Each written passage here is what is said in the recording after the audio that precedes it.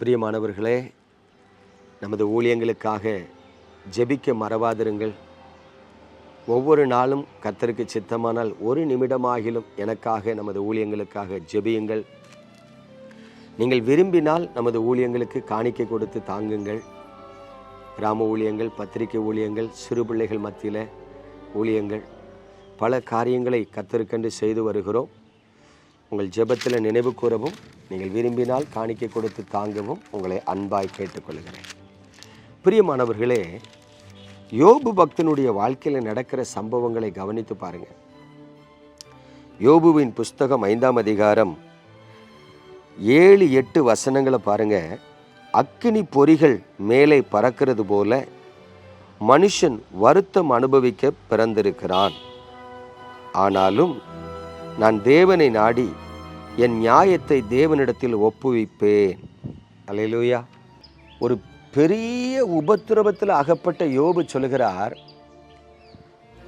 எப்படி தீ எரியும் போது மேலே அக்கினி பொறி பறக்குமோ அதே போல இந்த உலகத்தில் பிறந்த ஒவ்வொரு மனுஷனும் வருத்தம் அனுபவிக்க பிறந்திருக்கிறான்னு சொல்றார். அவருடைய வாழ்க்கையில் வருத்தங்கள் உண்டாயிருக்கிறது, வேதனை உண்டாயிருக்கிறது, இழப்பு உண்டாயிருக்கிறது. சொல்ல முடியாத துயரமும் துன்பமும் யோபுவுடைய வாழ்க்கையில் காணப்பட்டதுனால தான் அவர் சொல்றாரு பாருங்க, மனுஷன் வருத்தம் அனுபவிக்க பிறந்திருக்கிறான், ஆனாலும் நான் என் நியாயங்களை தேவனிடத்துல ஒப்புவிப்பேன். அல்லேலூயா. பிரியமான தேவனுடைய பிள்ளைகளே, இன்றைக்கு உங்கள் வாழ்க்கையில் எத்தனை துன்பங்கள் வந்தாலும், எத்தனை போராட்டங்கள் வந்தாலும், எவ்வளவு பலவீனங்கள் காணப்பட்டாலும் ஒரு காரியத்தை நீங்கள் மறந்துடக்கூடாது. உங்கள் காரியங்களை எல்லாம் தேவ சமூகத்தில் கொண்டு போய் ஒப்பு வைக்கணும். ஆண்டவரே, இப்படி ஒரு துன்பத்தின் பாதை இருக்கப்பா, இப்படி ஒரு வேதனை இருக்கப்பா, இப்படி ஒரு சங்கடத்தில் இருக்கிறேன் ஆண்டவரே, இப்படி ஒரு நிம்மதியில்லாத வாழ்க்கை வாழ்ந்து கொண்டு இருக்கிறேனே. உங்கள் காரியங்களை எல்லாம் தேவ சமூகத்தில் கொண்டு போய் ஒப்புவித்து நீங்கள் ஜெபம் பண்ணி பாருங்க. அவர் ஆறுதலின் தேவன். நம்ம பாடுறோம் தெரியுமா? ஆறுதலின் தெய்வமே, உம்முடைய திருச்சமூகம் எவ்வளவு இன்பமானது. ஆம் பிரியமானவர்களே, கர்த்தர் நீங்கள் எவ்வளவு பெரிய துன்பத்தின் பாதையிலும் உபத்திரவத்தின் பாதையிலும் போனீங்கனாலும் அங்கிருந்து வெளியே கொண்டு வருவார்.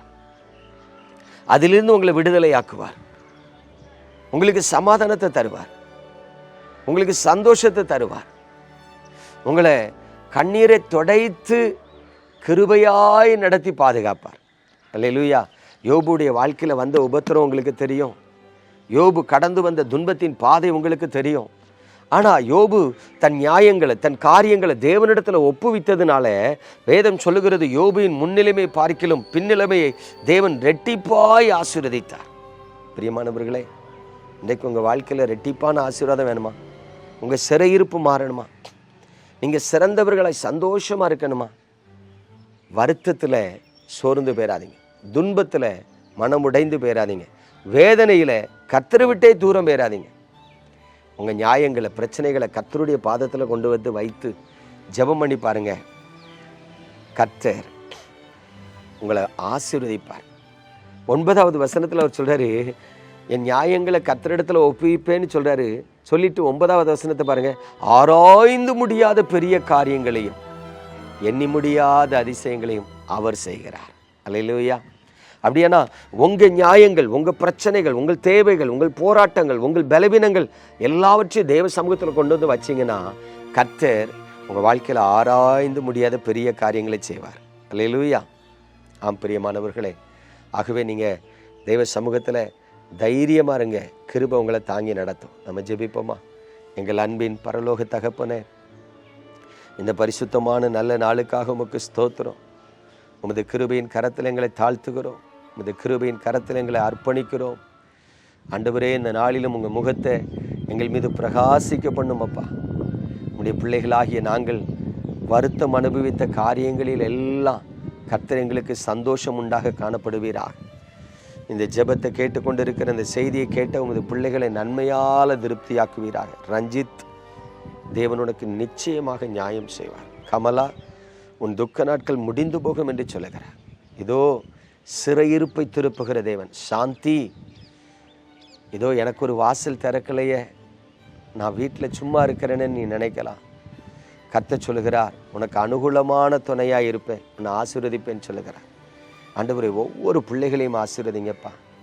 நன்மையால் திருப்தியாக்குங்க, காத்துக்கொள்ளுங்க. இயேசு கிறிஸ்துவின் பரிசுத்த நாமத்தில் ஜெபிக்கிறேன் நல்ல பிதாவே. ஆமென், ஆமென்.